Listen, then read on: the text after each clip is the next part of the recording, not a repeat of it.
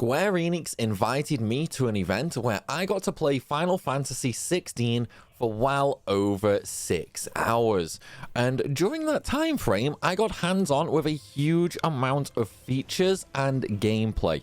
And now I'm going to go in depth for everybody watching about the combat. Also, little heads up, if you look in the description, I do have a playlist for FF16, which is going to contain all my deep dives into the features of the game, including graphics, icon gameplay, sound, performance, etc. So if there's any other stuff you want to know about, then be sure to check there. For now though, we're going to dissect combat down to every single detail and go over everything I experienced with a magnifying glass. And then, at the end, I'll also give my general opinion on it. I also want to say I know the game is not turn-based and is an action RPG. I understand this can put some people off, however, it does not play like a typical action game. Please watch this breakdown to fully understand it and get more details, which simple trailers do not provide. But first, let me provide some details about the version we played. We played a modified version and had a few extra things that we would not normally have at that point of the game, as standard in these sorts of events. As such, we had access to 3 icons: Phoenix, Titan, and Garuda, along with their abilities, which we could unlock and level up. Now, combat can be broken down into multiple things. Firstly, we have a normal sword slash attack, which can combo. This is done via the square button. We can also use magic via the triangle button, which changes depending on which icon power you have equipped. For example, using Phoenix gives you the fire and fire spells, while Titan gives you stone and stoner spells. It should be noted as well, these spells can be charged into stronger attacks by holding triangle down. This is done via an unlock ability though. Circle allows you to use a unique ability tied to your icon. Phoenix is a gap closer, which is fundamentally like warp striking from FF15, however it flows much better and is smoother in feeling. It does not use resources or have a cooldown and can be used repeatedly to close the gap. Titan is an earth shield to mitigate damage, and Garuda is a claw-like attack which drags a long-range enemy into close range. The X button is simply jump. R1 is to dodge, and you can cycle through your equipped icons with L1. L2 is your target lock-on button, and R2 changes your melee and magic attacks to unique icon abilities. Phoenix is more a jack of all trades. The power and stagger ability is lower, and it does have close and long range attacks, which can be assigned to these 2 modified buttons. Titan is a close range powerhouse. It has good damage and has AoE abilities on most hits. You can also charge some of these attacks by holding the button in longer. Now, lastly, we have Garuda, an absolute beast at staggering enemies. And no, not stagger like FF13. I'll get to that later though. Aside from having high stagger values, it prides itself on fast hitting combos and also has access to AoE. However, the actual health damage is not the best. It does win points for style though. Now, there are 2 more things to talk about: items and Torgal, Clive's pet companion. Both of these are controlled by the D-pad. You swap between items and Torgal commands by pressing left on the D-pad, which means you can have 3 commands for Torgal and 3 items to use. Now, I'm not sure if this will be the same in the full release, but items seem to have some interesting limitations. For example, once I had 4 potions, any others I picked up were just automatically used. So we've gone over the very basics of the control scheme. Let's get a little more advanced and talk about combos. Now, combos can be as simple as 1 button press, thanks to an accessory for players who don't want to struggle with them. or you can do them fully manually and keep an accessory slot free for something else. What I can say as well is if you manage to master the combat, you're going to get much more out of this game. But again, it's not needed if you just want to enjoy the story or take it easy. Now, during combat, you can freely change between your equipped icons and freely chain your sword attacks, magic, and unique icon abilities together. This means you can go from burning everything with Phoenix Fire to smashing things into the ground with Titan flawlessly and smoothly. The transition is very natural and flows well. And I think that is probably one of the best things about the combat. In nature, it's a little like Devil May Cry, but also very different. Firstly, it's extremely smooth and free-flowing. It's seamless no matter what you're doing, jumping around, dodging everything, or smashing your way through enemies. And it does it better than Devil May Cry, I might add. Take that and add on an entire RPG nature and ability layout. It keeps the amazing looking combat animations, but then replaces them with awesome Final Fantasy styled ones. It's come a long way from the trailers and really needs to be experienced. Let me put it this way. I took my Twitch and Discord admin Withered Waste with me to be my cameraman. He was not interested in Final Fantasy XVI at all before this event and only attended to assist me. However, after the event, as soon as we got outside while having a smoke, he pre-ordered the game using his mobile. It's one of those things which is difficult to put into words. It really needs to be experienced more than anything. But enough about that. We're not done talking combat yet, because now we're going to talk about the difficulty of the combat. Now, there is no difficulty selection in this game.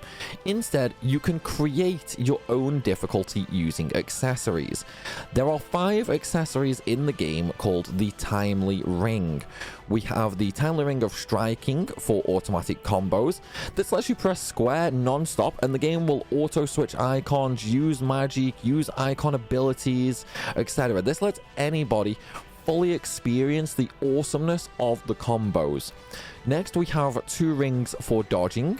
One of them slows the game down when you're about to be hit by specific attacks, and it gives you about half a second to press R1 to dodge the attack.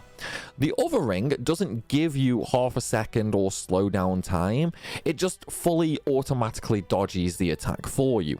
And then the final 2 rings are for using potions when you are low health, and for automatically commanding toggle. These can be equipped in any combinations you want, or you can choose to not use any of them for a harder, more fuller experience.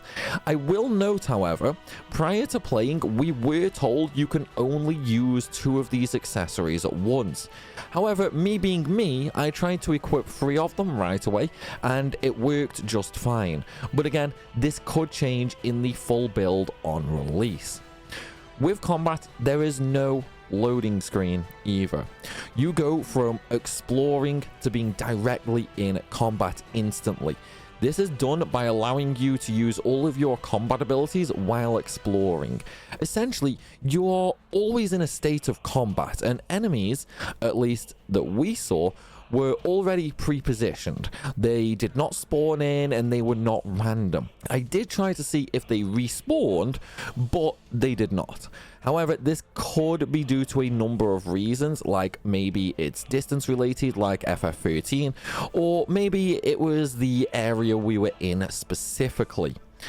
Drops from enemies happen as soon as the enemy dies as well.